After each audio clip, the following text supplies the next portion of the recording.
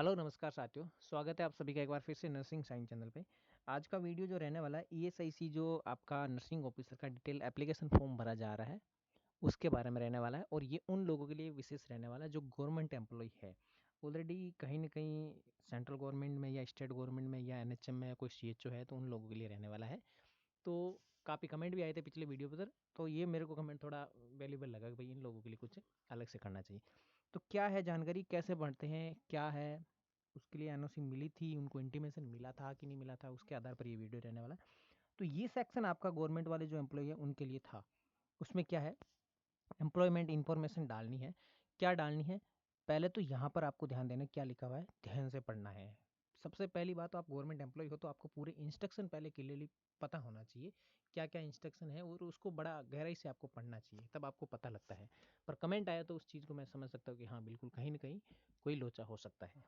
तो ऑप्शन है कि वर यू एवर एम्प्लॉयड, तो यस करोगे। आप एम्प्लॉय थे या है तो इसके लिए यस करना पड़ेगा। अगर आपने उस टाइम जब फॉर्म एप्लीकेशन भरा था उस टाइम आपने यस या नो नहीं किया तो एक बार आपको और चांस मिल चुका है यहाँ पर, बाकी किसी भी लोगों को नहीं मिला है ना एडिटिंग के लिए। ये आपके लिए ऑप्शन है कि वर यू एवर एम्प्लॉयड, तो यस करोगे। यस करोगे तो यहाँ पर एक नोट में लिखा हुआ है, साफ साफ लिखा है कि the candidate employed in government public sector या फिर गवर्नमेंट ऑटोनोमस बॉडीज, उनको क्या है कि that they have intimated there parent department before applying for this examination with proof of receipt by the department. कब का, बिफोर अप्लाइंग, आपके पास में इंश्योर हो जाना चाहिए था, आपके पास में ये रिसिप्ट होनी चाहिए थी इंटीमेशन की। अगर ये फाउंड नहीं होती है, candidate have not done the same, their candidature यानी उसकी उम्मीदवारी is liable to be rejected, valid है रिजेक्ट करने के लिए, आपको बाहर भी निकाला जा सकता है ना। विदाउट एनी फर्दर नोटिस, कोई भी नोटिफिकेशन नहीं दिया जाएगा, कोई भी आपको इन्फॉर्मेशन नहीं दी जाएगी, मेमो वगैरह कुछ नहीं खाएगा मेमो, सीधा आपको बाहर करने की जिम्मेवारी, उनको अधिकार है इस चीज़ का। तो आपको कैंडिडेचर यानी आपकी जो उम्मीदवारी है वो रद्द की जा सकती है। क्यों, क्योंकि अगर आपके पास में जब आपने फॉर्म अप्लाई करा था उस टाइम से 27 मार्च लास्ट डेट थी आई थिंक इस फॉर्म भरने की, उससे पहले कि आपके पास में क्या होनी चाहिए, इंटीमेशन की रिसिप्ट या फिर वहाँ का आपका एनओसी जिसे आप कहते हैं, नो ऑब्जेक्शन सर्टिफिकेट, वो होना जरूरी था।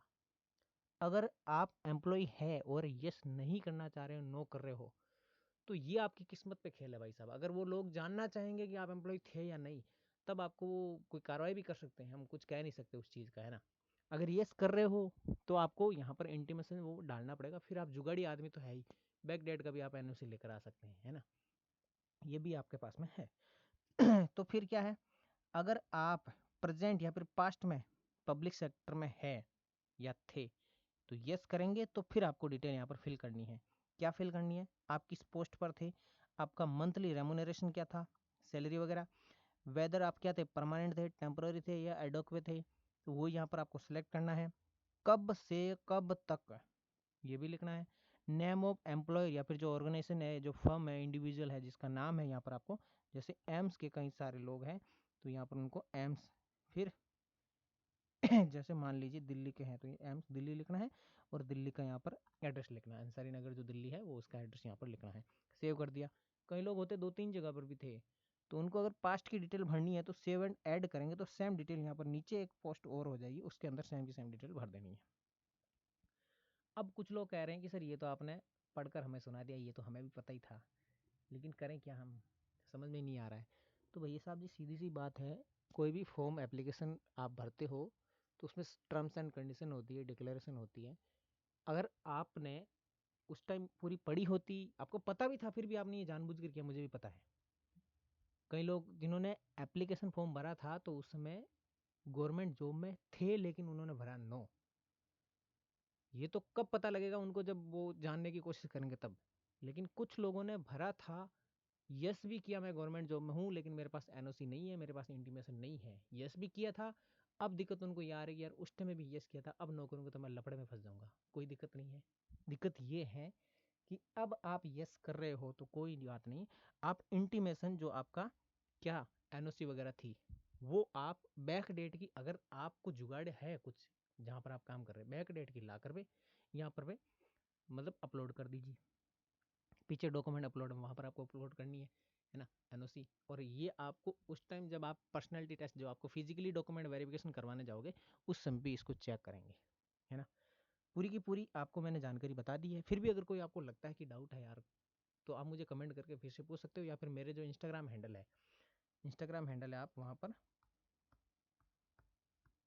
ये आपके सामने इंस्टाग्राम हैंडल है ना, इस पर आप जा कर के मुझे मैसेज कर सकते हैं।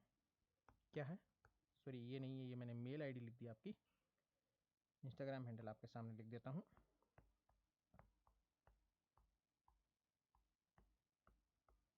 ये वाला।